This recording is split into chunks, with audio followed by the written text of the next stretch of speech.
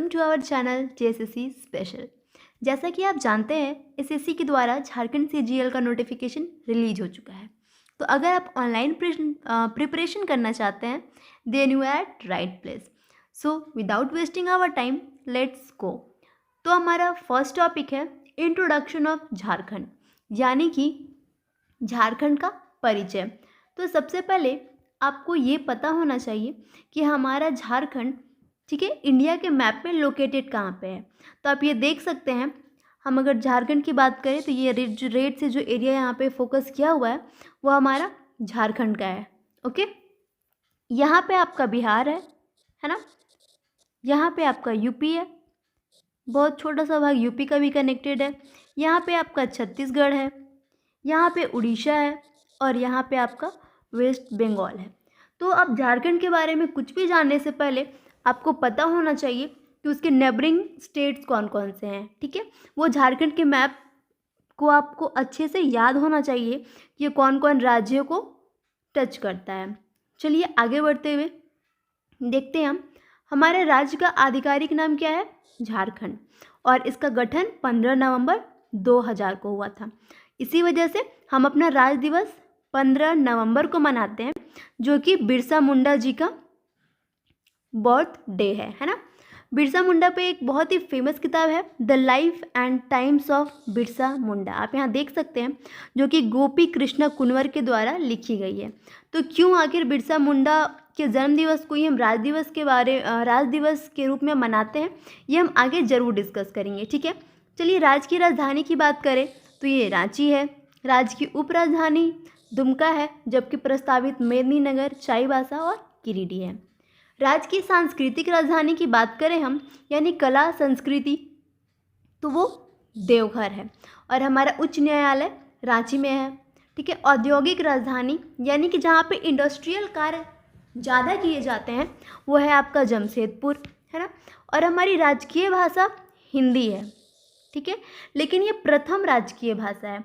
इसके अलावा द्वितीय राजकीय भाषा जो कि 16 है ना, और इन्हीं 16 लैंग्वेज में से एक आपको जेएसएससी में अपना रीजनल लैंग्वेज के लिए सेलेक्ट करना है, जैसे कि उर्दू, मुंडारी, कुड़ुक, संथाली, हो, खोटा, ठीक है, मगही, मैथिली, भोजपुरी, ये सारे क्या है, रीजनल लैंग्वेज है।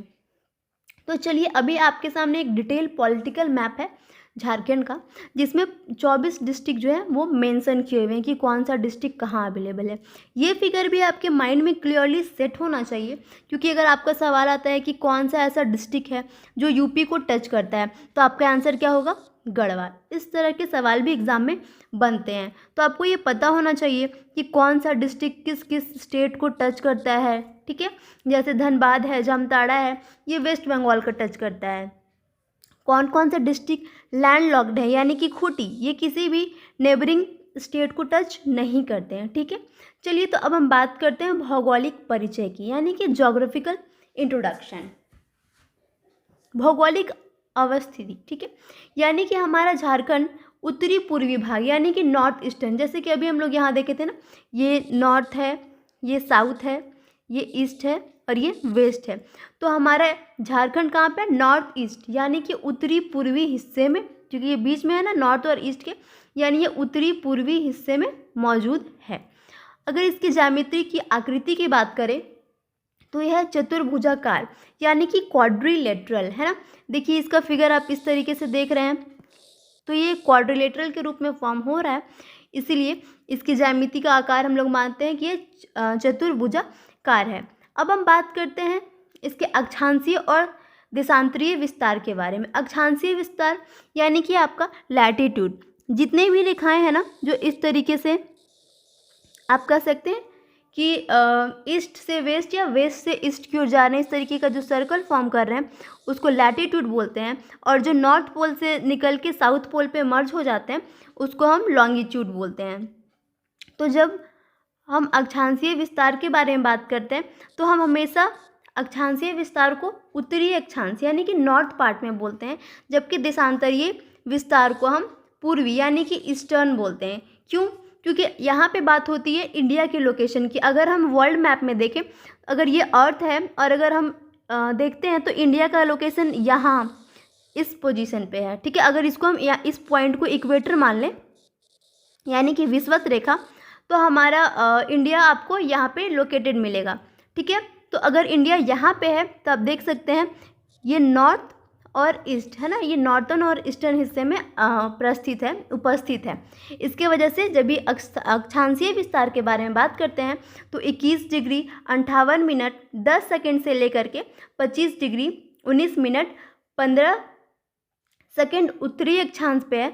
जबकि जब हम बात करते हैं देशांतरीय विस्तार की तो ये 83 डिग्री 19 मिनट 50 सेकेंड से लेकर के 87 डिग्री 57 मिनट ईस्टर्न देशांतर यानी कि पूर्वी देशांतर पे मौजूद है। इसकी लंबाई की बात करें तो उत्तर से दक्षिण यानी कि यहाँ से यहाँ 380 किलोमीटर है। जबकि हम बात करें ईस्ट से वेस्ट की ओर तो ये कितना है आप बताइए।